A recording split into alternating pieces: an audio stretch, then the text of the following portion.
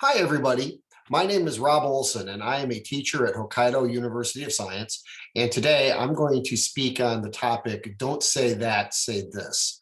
This is a presentation about Wasei and how students can sometimes have trouble with it. So let's go ahead and get started. So first, what is Wasei? Well, Wasei is words or phrases that sound like they come from the English language, but have been given different meanings or are used differently from how they were intended to be used. And sometimes Wasei can even be words that sound like they're from the English language, but in fact, they do not exist. Because the theme of this conference is multilingualism and plurilingualism, it's important to know that sometimes Wasei does present an obstacle and a dilemma to people who speak multiple languages. So there are 3 points I want to make about this program. The first point is this: Wasei and similar misuses are often committed by the best of our students.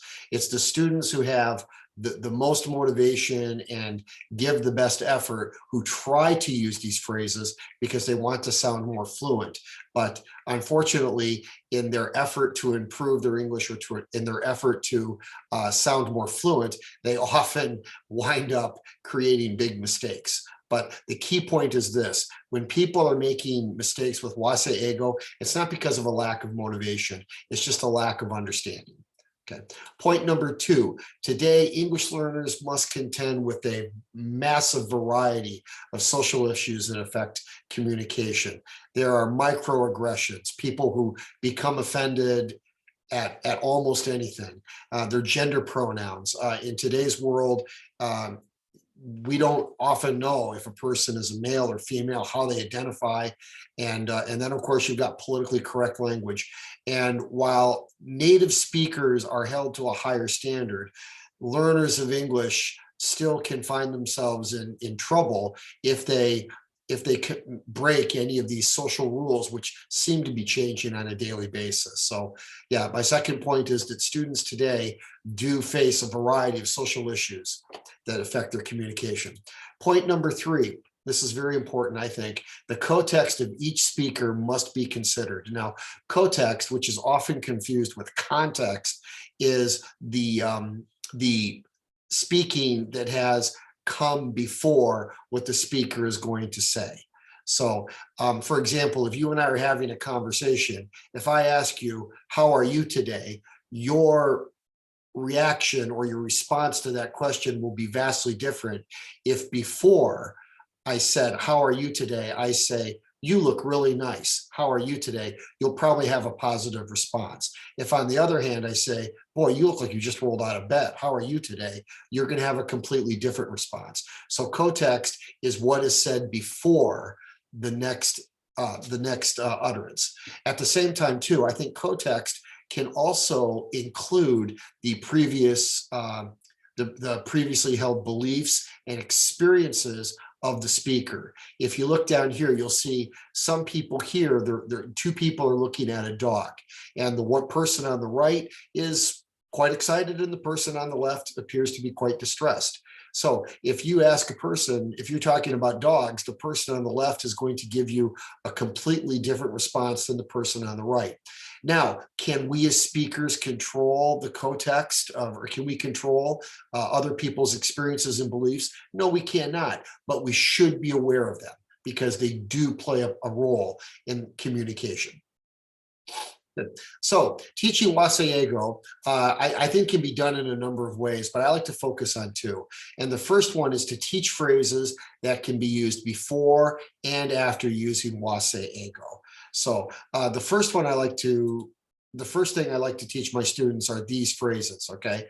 First one, I tell my students, if you're going to use a phrase that you're not sure about, it might be good to use these points right here. So the first one, I'm not sure if this is correct, but, and then say what you're going to say. Another one is, English is not my first language. Okay, and then the last one I like to use is, please tell me if I misuse this word. Okay, so what this does first is this allows the English learner to expand his or her vocabulary in English usage. But at the same time, it also gives the speaker a chance to prepare the listener for the fact that, hey, I might be making a mistake. And by doing so, we protect what a wonderful researcher named Donna Totsky called as the assumed benevolence of the speaker, and basically what that means is that we assume that the speaker has the best of intentions until we are given proof positive of otherwise. So when a English learner says to you, I'm not sure if this is correct, English is not my first language, we automatically assume, or we should assume, that the speaker is not trying to offend, even if they do make a mistake, okay? At the same time too, what happens when you do make a mistake? Then what do you do? Well, then I like to teach my students these phrases. I like to teach them the most basic phrase of all, I'm sorry. And then I like to teach them, I didn't realize it meant that. And then finally compliment the person, say, thank you for explaining it to me. Again, once I think a speaker does this, they are returning to the area of the assumed benevolence of the speaker. So I like to teach these to my students, okay? Next thing I like to do is I like to share my Wasei Ego experiences that I hear throughout the course of being a teacher and just living in Japan. This is my favorite one. I often hear people refer to people with shaved heads as skinheads, and that is that's one of the worst Wasei Egos I've ever heard. I'm from Michigan and spent a fair amount of my time in Detroit, and I'm a Detroit Pistons fan.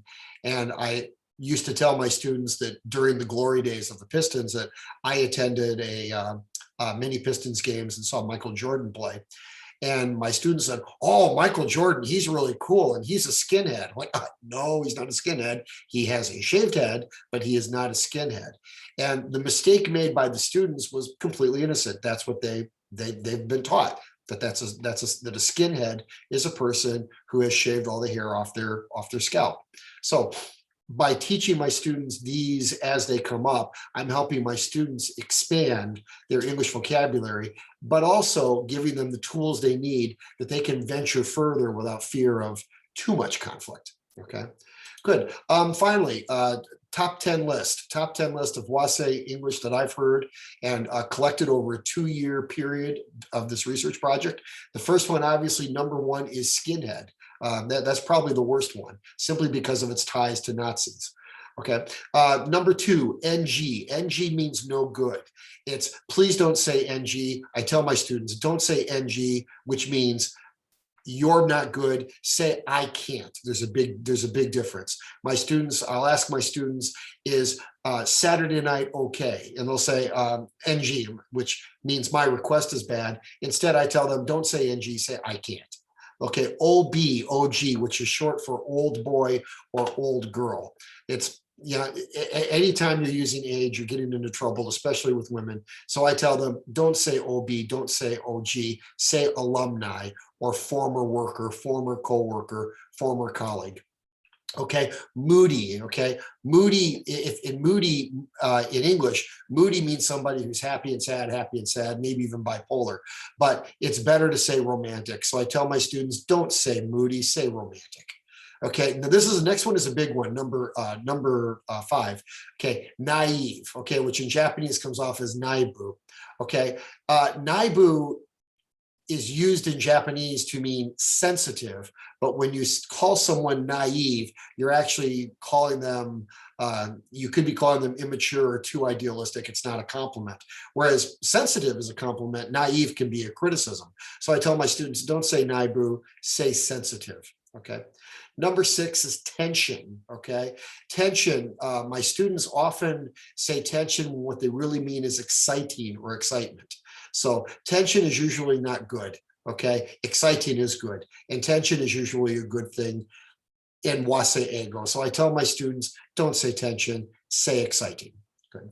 Next one, this is a big one, cunning. Cunning in Japanese is kashikoi. So when students say you are cunning, what they're trying to say is you are cheating. And it's very confusing. So for example, my students will say, this is my cunning paper. No, it's not your cunning paper, it's your cheating paper or cheat sheet, okay? Oh, I am cunning on this test. No, you're not, you're cheating on the test. So I say, don't say cunning, say cheating. This is an especially important one because cunning often has a good meaning. If you are a cunning basketball player, it means you have a special sense, you understand the game. If you are a cunning chess player, it means you're very good at chess. But cunning in Japanese, wasei is always a bad thing. You're cheating or doing something you shouldn't do. Next one, challenge, okay? Challenge is, to the best of my knowledge, challenge is a noun, not a verb. But in Wasei challenge, as it's called, is often used as a verb. People will say, oh, I am challenging the piano. No, we don't say that. We say, don't say I'm challenging the piano, say I'm going to try the piano, or I'm trying to learn the piano. So don't say challenge, say to try. Next one, my boom. Okay, boom is a very popular phrase to use because you have booms in Japan all the time. You have the Pokemon boom, you have the platform shoes boom, you have all kinds of booms. My boom is very confusing because if you're from America, it just doesn't work. If you're from America or Canada or even England or any English-speaking country, my boom would, I don't know, maybe self-explosion, I don't know, passing gas, I don't know. But my boom, don't say my boom, say my new hobby or my new interest. And finally, the last one, claim. Okay, many people will say claim when what they want to say is complain. Okay, and the other Wasei people use is claimer, which doesn't make any sense in English at all. It means the person who's complaining, or in America, the new word to use would be Karen if you're a woman, and I probably would get in trouble for that. So I could be using the word.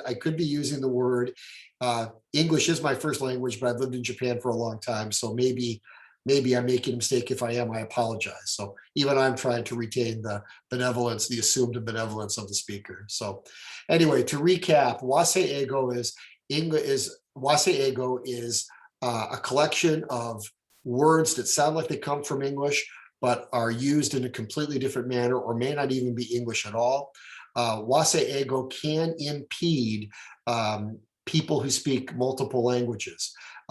Our best students are the ones who often use Wasei because they're trying to expand their vocabulary and speaking ability. And our students today are facing a myriad of challenges and problems in the form of politically correct gender pronouns and microaggressions that really make communication even more difficult than it was before. And finally, when we do speak with people, our students should keep in mind the context of the situation, what came before, what conversation has come before, and equally important, what experiences and beliefs are the speakers bringing to the conversation. We're not responsible for how people react to what we say, but if we can consider how people might react based on their experiences and what was said before, we might have better communication. And finally, my top 10 list for Wasei would be skinhead. Don't say skinhead, say shaved head. Don't say NG, say I can't. Don't say OB/OG, say alumni or former worker, former friend, former colleague. Don't say moody, say romantic. Don't say naive or naibu, say sensitive. Don't say tension, say exciting. And don't say cunning, say cheating. Don't say challenging, say to try. Don't say my boom, say my new hobby or my new interest. And finally, don't say claim, say complain. Thank you for listening to my presentation. I hope you don't have anything you want to complain about, but thank you very much. You can reach me at my email if you have any questions. If you'd like a copy of this, I'm happy to share it. Thank you very much, and I appreciate your kind attention. Goodbye.